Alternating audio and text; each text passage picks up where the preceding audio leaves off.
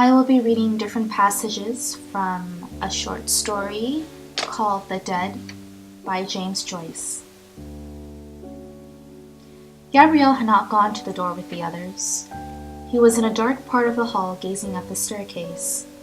A woman was standing near the top of the first flight, in the shadow also. He could not see her face, but he could see the terracotta and salmon-pink panels of her skirt, which the shadow made appear black and white. It was his wife. She was leaning on the banisters, listening to something. Gabriel was surprised at her stillness and strained his ear to listen also. But he could hear little save the noise of laughter and dispute on the front steps, a few chords struck on the piano, and a few notes of a man's voice singing. He stood still in the gloom of the hall, trying to catch the air that the voice was singing and gazing up at his wife. There was grace and mystery in her attitude, as if she were a symbol of something. He asked himself, what is a woman standing on the stairs in the shadow, listening to distant music, a symbol of? If he were a painter, he would paint her in that attitude. Her blue felt hat would show off the bronze of her hair against the darkness, and the dark panels of her skirt would show off the light ones.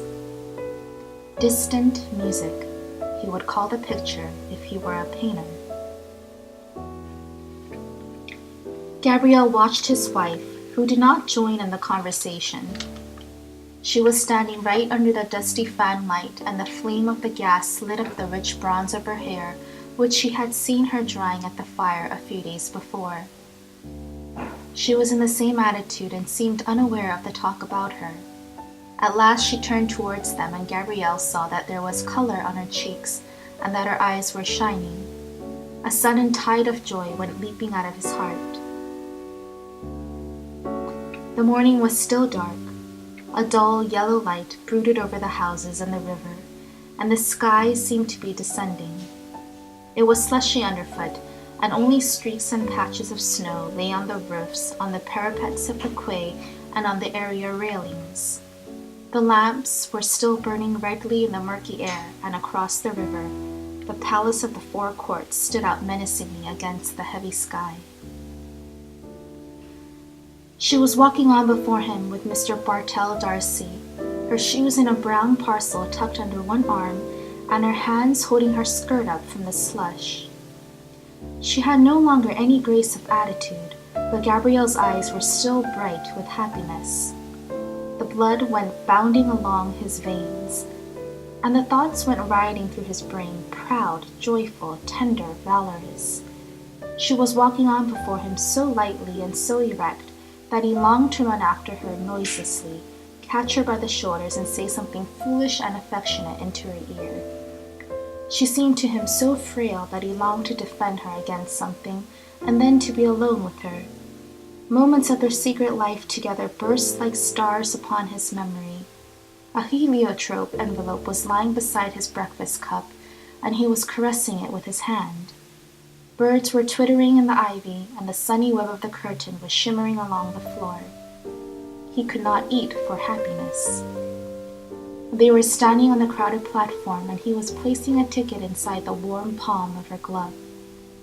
He was standing with her in the cold, looking in through a grated window at a man making bottles in a roaring furnace. It was very cold. Her face, fragrant in the cold air, was quite close to his. And suddenly she called out to the man at the furnace, "Is the fire hot, sir?" But the man could not hear her with the noise of the furnace. It was just as well. He might have answered rudely. A wave of yet more tender joy escaped from his heart and went coursing in warm flood along his arteries, like the tender fires of stars' moments of their life together that no one knew of or would ever know of, broke upon and illumined his memory. He longed to recall to her those moments, to make her forget the years of their dull existence together and remember only their moments of ecstasy. For the years, he felt, had not quenched his soul or hers. Their children, his writing, her household cares, had not quenched all their soul's tender fire. In one letter that he had written to her then, he had said, "Why is it that words like these seem to me so dull and cold?" Is it because there is no word tender enough to be your name? Like distant music, these words that he had written years before were borne towards him from the past. He longed to be alone with her. When the others had gone away, when he and she were in their room in the hotel, then they would be alone together. He would call her softly, Greta. Perhaps she would not hear at once. She would be undressing. Then something in his voice would strike her. She would turn and look at him.